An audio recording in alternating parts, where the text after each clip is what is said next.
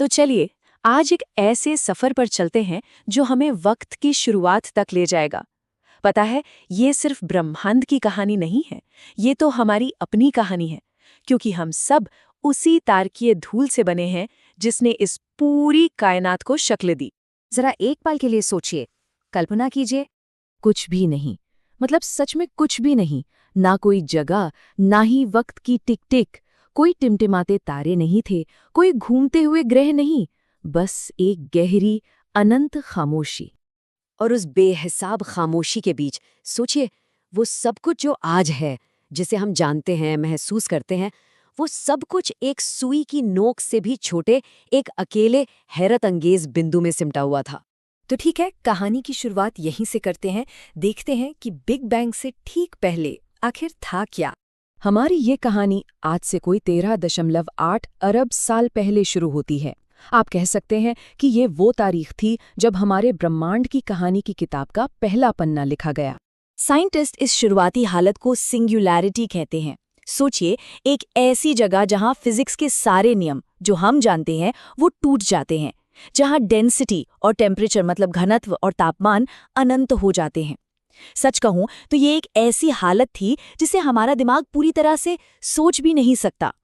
और फिर वो पल आया, वो एक पल जिसने सब कुछ हमेशा के लिए बदल दिया। हमारे ब्रह्मांड के जन्म का वो क्षण। उसी एक बिंदु से अचानक एक जबरदस्त विस्तार शुरू हुआ। एक ऐसी घटना जिसे आज हम सब बिग बैंग के नाम से जानते हैं। अच्छा, यहाँ एक बहुत बड़ी गलतफहमी को दूर करना बहुत जरूरी है। बिग बैंग कोई धमाका नहीं था जो किसी खाली जगह में हुआ हो। नहीं, ये तो खुद स्पेस का ही विस्तार था, स्पेस का फैलना था। इसे ऐसे समझिए जैसे एक गुब्बारा है और उस पर आपने कुछ डॉट्स बना दिए हैं। अब जब आप गुब्बारे को फुलाएंगे तो वो डॉट्स एक दूसरे से दूर जाएंगे, है ना? क्यों? क्योंकि गुब्बारे की सतह खुद फैल रही है। बस ठीक वैसे ही सारी गैलेक्सीज एक दूसरे से दूर जा रही हैं क्योंकि उनके बीच का स्पेस फैल रहा है। शुरुआत के बस कुछ ही पलों में ब्रह्मांड रोशनी की रफ्तार से भी कई ज्यादा तेजी से फैला, एक अविश्वसनीय रफ्तार से। और जैसे जैसे ये फैलता गया, इसकी जो बेहिसाब गर्मी थी वो कम होने लगी, और इसी से पदार्थ यानी मैटर के बनने का रास्ता खुला। ये जो फैलने और ठंडा होने का सिलसिला था ना, इसने एक तरह से स्टेज तैयार कर दिया जिस पर ब्रह्मांड की आगे की कहानी लिखी जानी थी। तो चलिए देखते हैं कि कैसे तारों और आकाश गंगाओं ने इस स्टेज पर अपनी जगह बनाई। तो बिग बैंग के बाद पहले कुछ ही मिनटों में ब्रह्मांड बस एक कॉस्मिक सूप जैसा था। इसी सूप से हाइड्रोजन और हीलियम जैसे सबसे हल्के तत्व बने। इसके बाद लाखों साल तक एक लंबा ब्रह्मांडीय अंधेरा छाया रहा। फिर इन्हीं गैसों के बड़े बड़े बादल ग्रेविटी की वजह से आपस में सिमटने लगे, और तब जाकर पहले सितारों का जन्म हुआ। उन्होंने ही इस अंधेरे में पहली बार रोशनी जलाई। इन्हीं सितारों के झुंड से बनी पहली गैलेक्सीज। फिर अरबों साल गुजर गए और इन्हीं में से एक गैलेक्सी, हमारी अपनी मिल्की वे, ने शक्ल ली। और फिर करीब 4.5 अरब साल पहले मिल्की वे के एक शान से कोने में हमारे सूरज और उसके ग्रहों का परिवार, जिसमें हमारी प्यारी पृथ्वी भी शामिल है, वो वजूद में आया।